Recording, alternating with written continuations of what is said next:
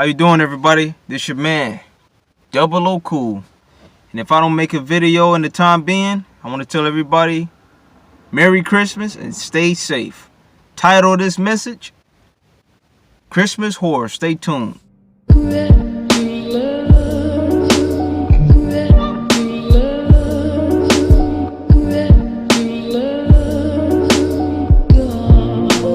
Let me read to y'all, tell y'all what's going on. Alright. Hello, Double O Cool. My name is Thomas. I'm a 30-year-old male from Seattle, Washington. Alright. I need some advice. I need some approval. I need some opinions. Alright. My brother, who I call Matt, recently cheated on his fiancée, who I call Danielle.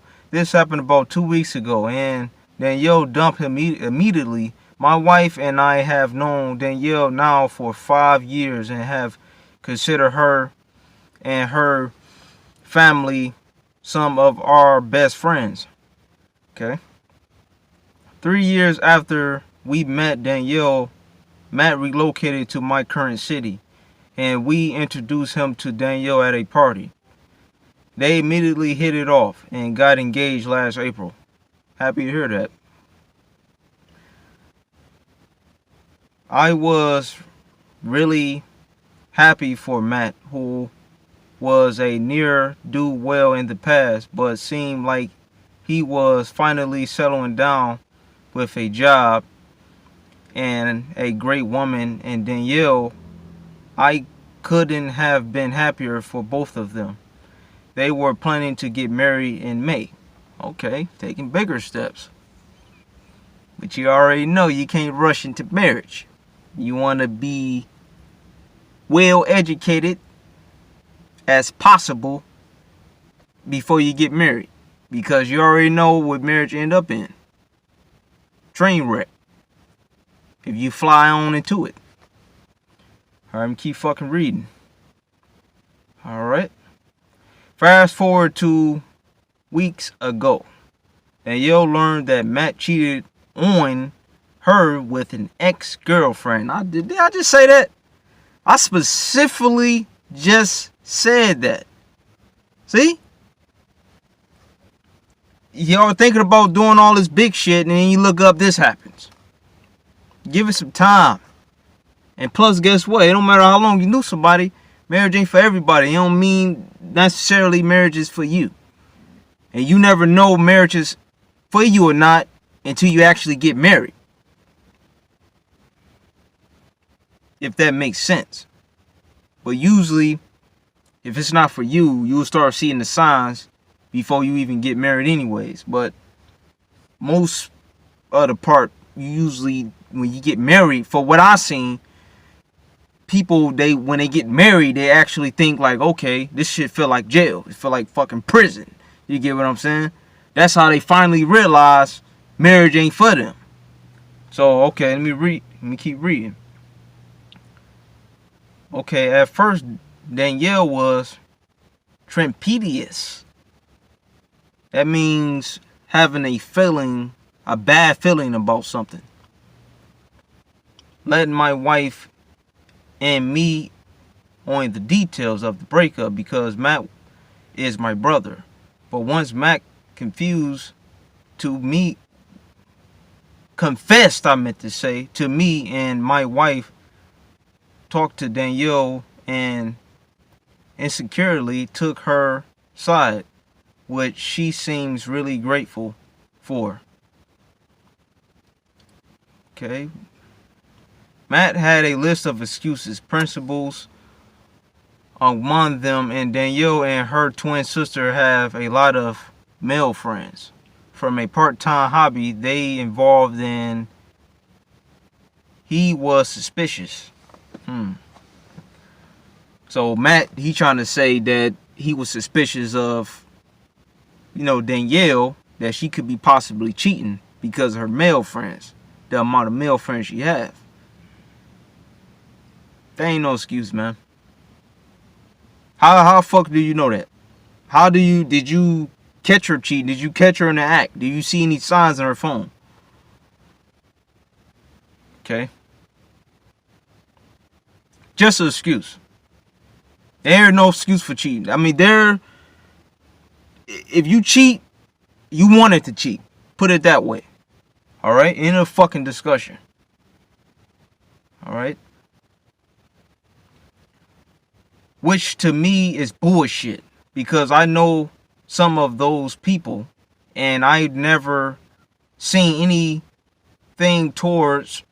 Plus, it doesn't mean it gives him license to cheat. Point exactly. I feel a bit betrayed because I put in a good word for Matt and vice versa. In the counting stage, Matt had just gotten a really good job and I thought had changed a lot. He and I got into a huge argument on the phone 2 nights ago because of all this. Now, my mom and some other friends are upset with me. They aren't defending my brother's actions per se, but because he's my brother, they think I should lighten up a bit. Fuck all that, man. Like you trying to look out for his dumb ass, you know, like. And then I see what you trying to do. You trying to protect your status and credibility for people to look at you as, okay, since his brother a cheater, okay, then he must be a cheater. I see what you trying to do. You know, you don't want everybody looking at you like, okay, as the bad guy, like, okay, if you knew this motherfucker was a big cheater like this, why the fuck did you hook him up with her? I see what you trying to get the fucking fire off your ass. I understand that. She also thinks Danielle made a rash decision immediately dumping Matt, saying she should at least think things through for a bit and not give up on the relationship after one mistake. I tell them Matt's actions are shitty and Danielle was the nicest girl he's ever been with, and I think I feel horrible because she's my friend and I introduced him to her. To him. My bad, y'all. I just got a text message.